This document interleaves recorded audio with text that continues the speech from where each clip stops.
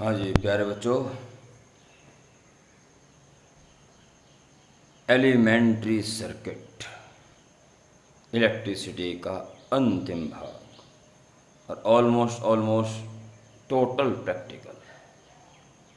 इसमें से कई प्रैक्टिकल आपके सिलेबस में होने चाहिए। बाकी कोविड क्या क्या कराएगा तो कुछ कह नहीं सकते। इससे पहले जहाँ वीडियो छोड़ी थी, combination of circuits, find the effective resistance, सुनने में ये आ रहा है, मैंने देखा भी था कि सीरीज कॉम्बिनेशन और पैरेलल कॉम्बिनेशन सिलेबस से निकाल दिया गया है। ठीक है, बड़ी हंसी सी आ रही है, कुछ समझ में नहीं आ रहा है। अगर सीरीज और पैरेलल कॉम्बिनेशन सिलेबस से निकल जाएगा तो क्या बस इस सेकंड में क्वेश्चन आएगा 12th में? पता नहीं क्या हो रहा है। इसलिए आपके पास जो वीडियो भेजी थी, जैसे मैंने वो भेजी थी पैरेलल कॉम्बिनेशन सीरीज कॉम्बिनेशन, उसी दिन या अगले दिन ही ये सूचना आ गई थी, ये सिलेबस में नहीं। तो मेरे बच्चों, इसके सिलेबस में हुए बिना तो काम ही नहीं हो सकता। इसलिए जो जो वीडियो जारी हैं पढ़ते रहो, इस छलावे में ना ये सिलेबस में नहीं है, ये है, ये है। ठीक है, पता नहीं कौन कौन ऐसा कर रहा है, समझ नहीं आ रही क्यों हो रहा है, ऐसा गलत हो रहा है बहुत ज़्यादा। इसलिए अपनी हार्ड वर्किंग को सर्वोपरि रखें। ऐसा लगा जब हार्ड वर्किंग करने की जरूरत नहीं तो हम वैसे ही पास हो जाएंगे, ऐसा कुछ नहीं है। हार्ड वर्किंग तो हार्ड वर्किंग ही है। जैसा करता जा रहा हूँ करते रहें, कई बाद में दिक्कत आए।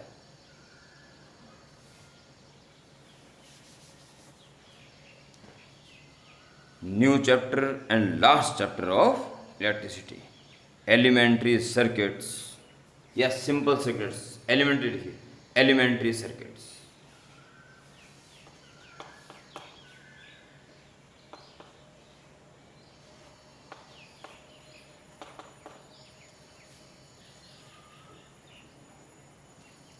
एलिमेंट्री सर्किट, और यहाँ से सिस्टम से चलिए ताकि कोई दिक्कत ना हो आगे जाके। पहली हेडिंग है इलेक्ट्रिक सेल।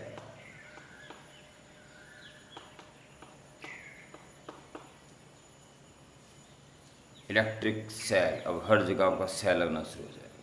अब भी आ रहे थे सेल, पर अब ये अपनी प्रॉपर्टी के साथ आएंगे। सेल की भी कुछ बातें हैं।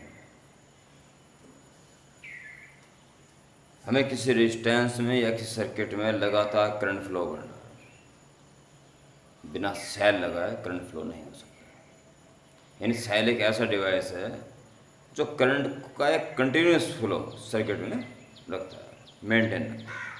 4 एम्पीयर करंट फ्लो हो रहा है तो 4 एम्पीयर मेंटेन तो रखे, कुछ टाइम तक 4 एम्पीयर करंट फ्लो हो ही रहा है। ओके, तो लिखेंगे इलेक्ट्रिक सेल की परिभाषा, या को ना कहीं कहीं बार लगभग हर वीडियो बताता हूँ कि सुन के ही पॉज कर दिया करो, लिख लिया करो साथ साथ। ठीक है, फिर दोबारा रिप्ले में कुछ कहीं भी से जाकर पूरी कर लो। ये सब होना चाहिए रफ कॉपी में। अब बिल्कुल अल्टीमेट जब हाँ सब कुछ आ गया तब फेयर कॉपी में। पहली हेडिंग इलेक्ट्रिक सेल लिखे, इसके आगे it is a device that maintain a continuous flow of charge in a circuit.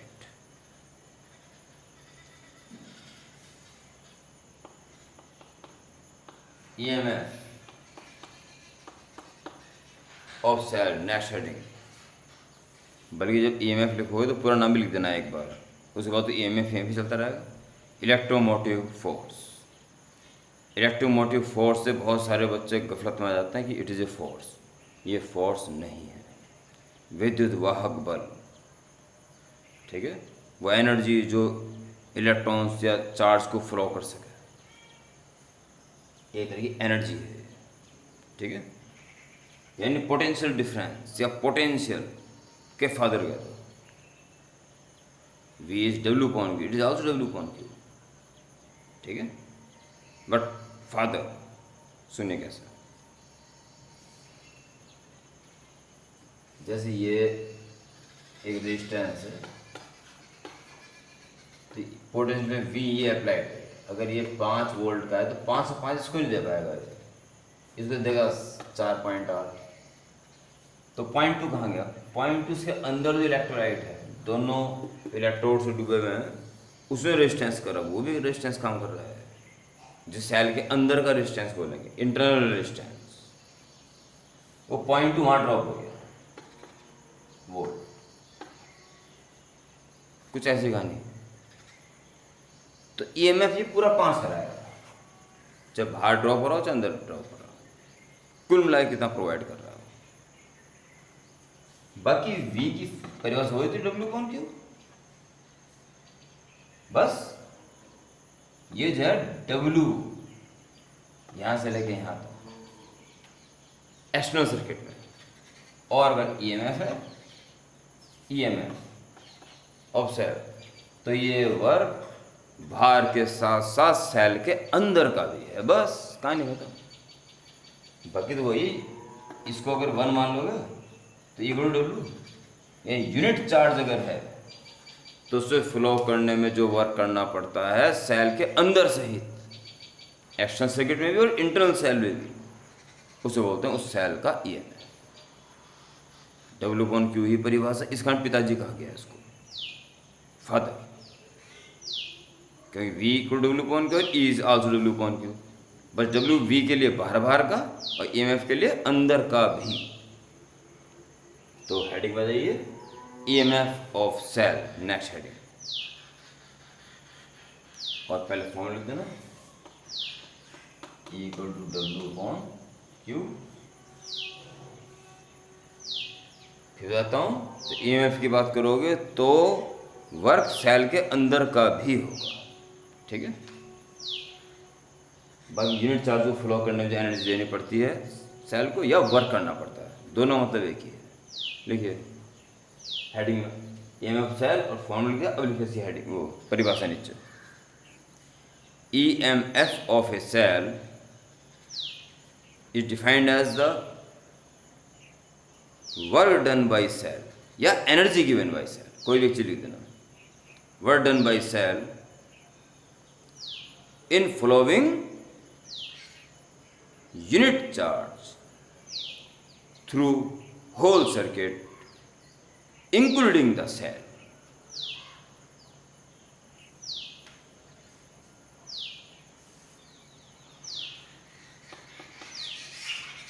Internal resistance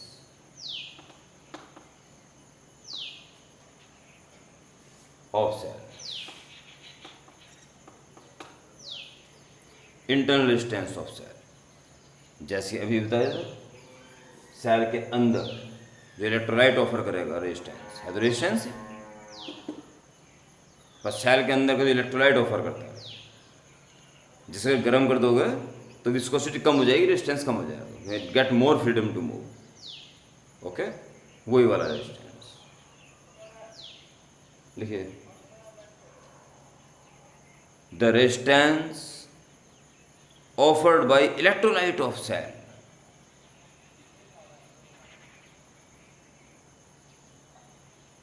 in the flow of charge through a circuit is called internal resistance of that cell.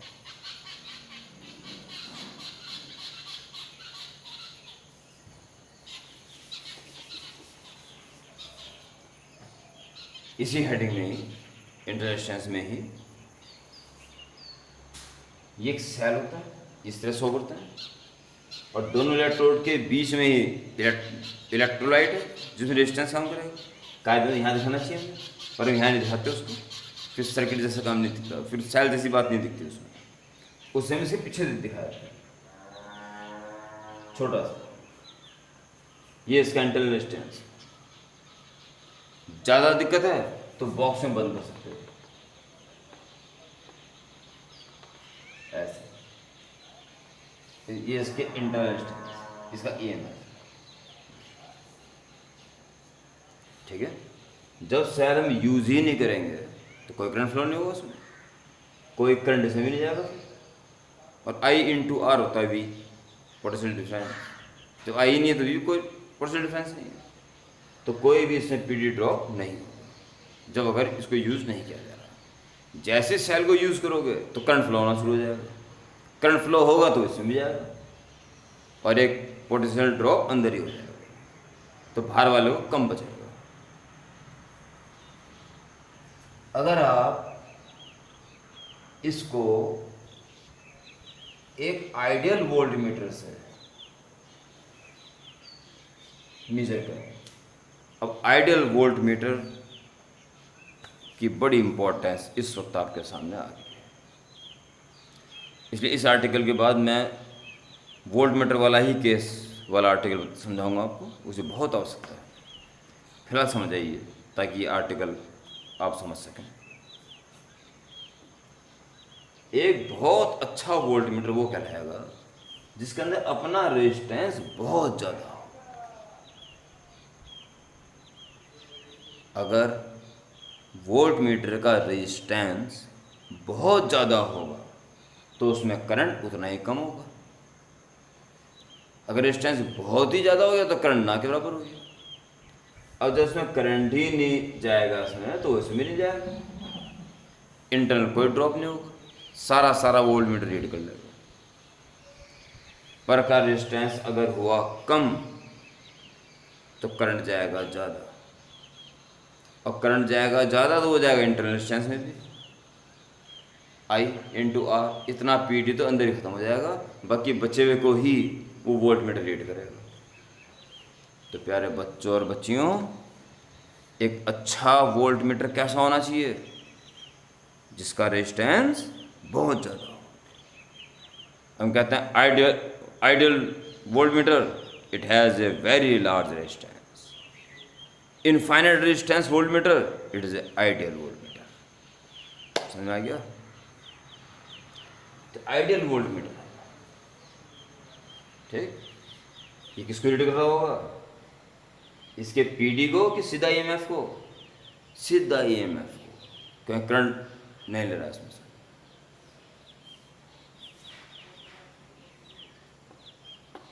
Volt meter, और इसी plates जो सारी plate हैं, एक resistance लगा दो, एक की लगा दो, की रेजिस्टेंस। अगर की ऑफ है तो लोड से कोई मतलब नहीं है, और वोल्ट मीटर सीधा उसे ईएमएफ को रीड कर रहा है। परंतु अगर की को ऑन कर दोगे तो इसी तरह से मिल गया और करंट फ्लो हो गया, इसी के पैरेलल, और अब इसमें भी करंट फ्लो हो गया, यानी अब कुछ तो अंदर ड्रॉप हो गया। अब इसकी सुई जरा सी पीछे आ जाएगी क्योंकि कम बताएगा वोल्ट मीटर। अब जिसकी प्लेट, ये तो उसके अंदर है ना एक्चुअली, अब इसकी प्लेटों के बीच का जो पीडी हो उसी पैरेलल लगा हुआ ना, उसी रीड करेगा। अब सेल की प्लेटों के बीच जो वो है पोटेंशियल डिफरेंस, वो खुद के ईएमएफ से कम हो चुका है, और वही रेजिस्टेंस इसको मिला कि पैरेलल में, और उसी को ये रीड कर रहा है क्योंकि खुद पैरेलल में ये लगा हुआ है। आई मेरे प्यारे बच्चों बात समझ में?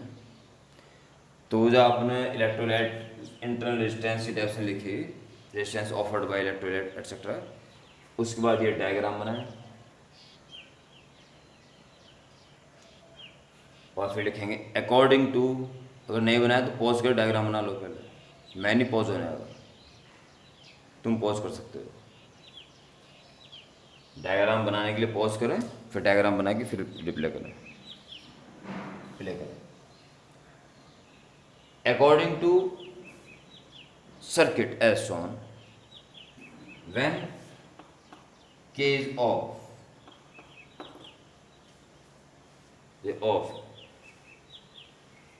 the reading of voltmeter E, पूरे E को वो बताएगा, ठीक है। और when K is on, the reading of voltmeter is equal, जो इसके बीच में लगेगा या सेल की प्लेटों के बीच में होगा, एक ही मतलब V, ठीक है। की को अगर हम थोड़ी देर के लिए प्रेस करेंगे, बस मान लो टी टाइम तक के लिए, if K is on for time T, T time तक के लिए ऑन किया बस, and current flowing is I. If K is on for only time t and current flowing through it is I, और t time बस switch off कर दिया, तो देखिए इस t टाइम में क्या हुआ, सेल ने जो वर्क किया है, सेल ने जो एनर्जी दी, बहुत सारी दी उस टी टाइम में, बाहर वाले सर्किट को भी और अपने अंदर भी एनर्जी देनी पड़ी, इस कारण सेल गर्म भी होता है इंटरनल रेजिस्टेंस के कारण, वहाँ एनर्जी देनी पड़ती है उसको। तो आप क्या करेंगे, बाहर की भी एनर्जी निकालें, बाहर इस टी टाइम में बाहर कितना काम हुआ, अंदर कितना काम हुआ, इन्हें जोड़ के टोटल आ जाना चाहिए।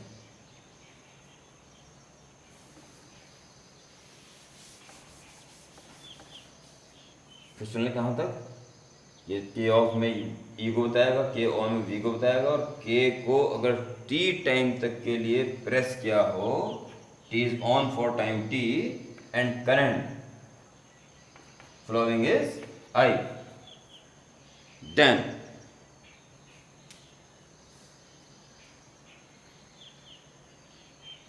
energy, total energy given by cell,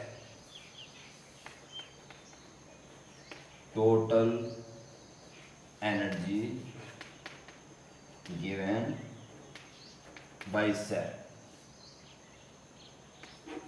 W is equal कौन होता है, V इंटू क्यू, यहाँ पे E इंटू क्यू आ जाएगा, फिर टोटल एनर्जी जो देगा वो बाहर से अंदर भी देगा तो E आ जाता है,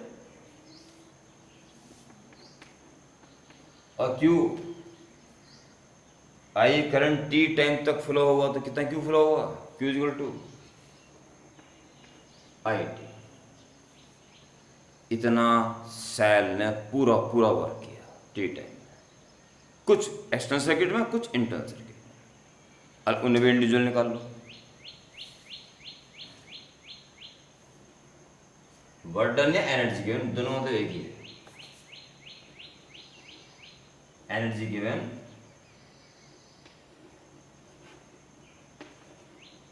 बाय सेल एक्सटर्नली या external circuit, WEXT is V into Q, VIT, ये तो फर्क पड़ा बस बाहर, and energy given by cell internally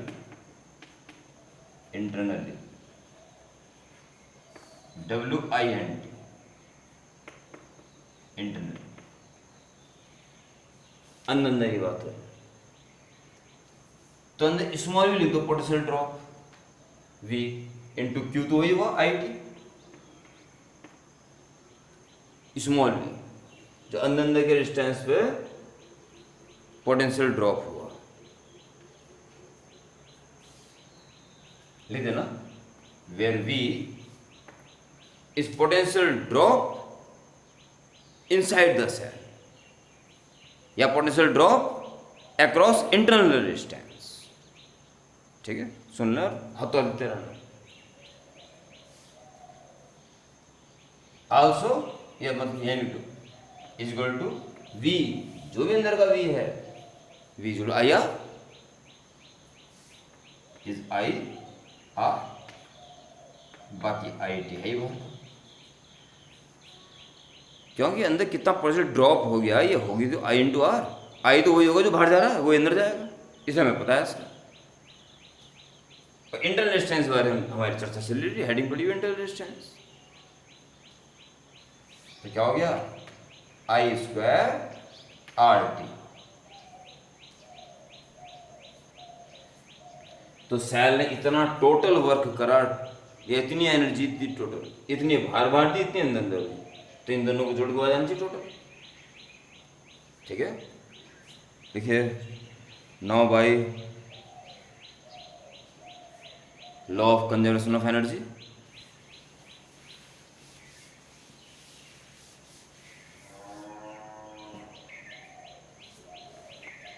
W is equal to W external plus W internal. ये था EIT, एक्सटर्नल आया था VIT, और ये आया है I²RT।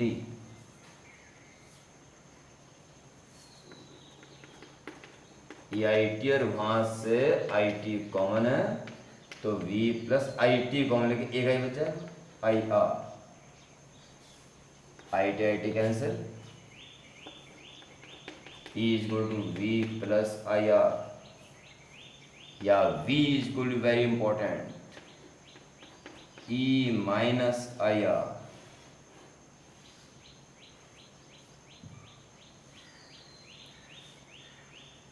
अगर कोई सेल किसी सर्किट में लगा हुआ है और उसका EMF E है, तो एक्सटर्नल सर्किट जो को प्रोवाइड करेगा वो E में से IR की कटौती हो जाएगी अंदर ही अंदर, बाकी बचा हुआ ही वो एक्सटर्नल सर्किट को प्रोवाइड करेगा। सेल के EMF में कुछ तो घटेगा। हम ये चाहेंगे ना कि 5 वोल्ट का सेल है तो 5 का 5 वोल्ट प्रोवाइड करे बाहर, अंदर कुछ भी नाश ना हो। यानी हम चाहते हैं E में से माइनस नथिंग, सारा यूटिलाइज हो, ये आइडियल सेल कहलाएगा। तो ये जीरो कैसे हो सकता है? या तो I जीरो कर दिया, R जीरो कर दो, ये स्पेशल केस है और ये फॉर्मूला बेहद इंपॉर्टेंट है। If R equal to 0, V equal to E। अगर इंटरनल रेजिस्टेंस बिल्कुल ना हो तो सेल से एनर्जी बाहर एक्सटर्नल सर्किट को प्रोवाइड कर सकता है, पर ऐसा किसी भी हालत में नहीं हो सकता। इंटरनल रेजिस्टेंस तो रहेगा ही रहेगा। ठीक है, ब्रांड न्यू सेल तो इंटरनल रेजिस्टेंस बहुत कम है पक्का, और जैसे जैसे सेल यूज होता चल जाता है उसका इंटरनल रेजिस्टेंस बढ़ता चल जाता है, फिर सारी एनर्जी अंदर ड्रॉप हो जाती है, बाहर कुछ नहीं मिलती। ये कहानी सेल की है। दूसरा इंटरेस्टिंग केस, और यहां से आपका एक प्रैक्टिकल शुरू हो जाता है। मीटर ब्रिज हो गया, पोटेंशियोमीटर हो गया, तमाम बातें। इफ I इक्वल टू 0 तभी mathematically V equal to E हो जाए। यानी सेल को यूज नहीं किया जा रहा है, बल्कि ऐसा को कि सेल में से करंट नहीं लिया जा रहा है, तो हम कहेंगे कि उसकी प्लेट्स के बीच में जो PD है वो उसके EMF के ही बराबर है। एक सेल है, सेल की प्लेट्स के बीच में EMF वही होगा जो बाहर प्रोवाइड करेगा, तो हम सीधा सेल की प्लेट्स के बीच का EMF बोल देते हैं। खुद के EMF से कम रहता है, बिल्कुल खुद के EMF के इक्वल तब हो जाएगा, या वो सेल बाहर वालों को पूरी एनर्जी तब दे पाएगा जो दो केस हो, या तो इंटरनल रेजिस्टेंस बिल्कुल ना हो, या उसमें से कोई करंट नहीं लिया जा रहा हो। अब आप कहोगे सर सेल में से करंट नहीं लिया जा रहा है, यूज ही नहीं हो रहा, तो फिर क्या फ़ायदा? बच्चों फ़ायदा है, आने वाले आर्टिकल में फ़ायदा है। आप देखोगे कि सेल लगा हुआ है पर उसमें से करंट फ्लो नहीं हो रहा है, इसे बोलते हैं हम ओपन सर्किट। ठीक है, जल्दी अभी आर्टिकल आने शुरू हो जाएंगे। ओपन सर्किट,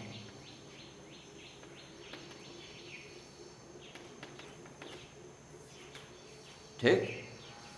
तो यहाँ तक आप नोट्स बना के अपडेट करें और अगली वीडियो की प्रतीक्षा करें। ये एलिमेंट्री सर्किट बेसिक है, और ये फॉर्मूला तो पता नहीं कितनी दफ़ा आता रहेगा न्यूमेरिकल्स में, और भी कई जगह काम आता रहेगा। आज इस वीडियो में क्या क्या मूल कॉन्सेप्ट आपके दिमाग में आ रहा है उसको पकड़ें कि हमने अब कदम कहाँ रख दिया है। कोई भी दिक्कत आती है, दिक्कत होने आएंगी, जो मेरे लाख कह देने पर भी न्यूमेरिकल्स में इंटरेस्ट नहीं ले रहे हैं, उनकी अब दिक्कतों का पहाड़ आने वाला है। बस जो लगातार कुछ ना कुछ कर ही रहे हैं, जो मैं कह रहा हूँ उसका पालन कर रहे हैं, उन्हें ज़्यादा दिक्कत नहीं आएगी। और जो अपने मनोयोग से काम करे, ये तो हमें करना ही है, ठीक, और मेरी बातों का पूरा पालन करना है, उनके लिए कोई दिक्कत नहीं है। ठीक है, तो नोट्स अपडेट करके इसको कंसिडर करें, अच्छी तरह सोचें कि आज हमने क्या पढ़ा।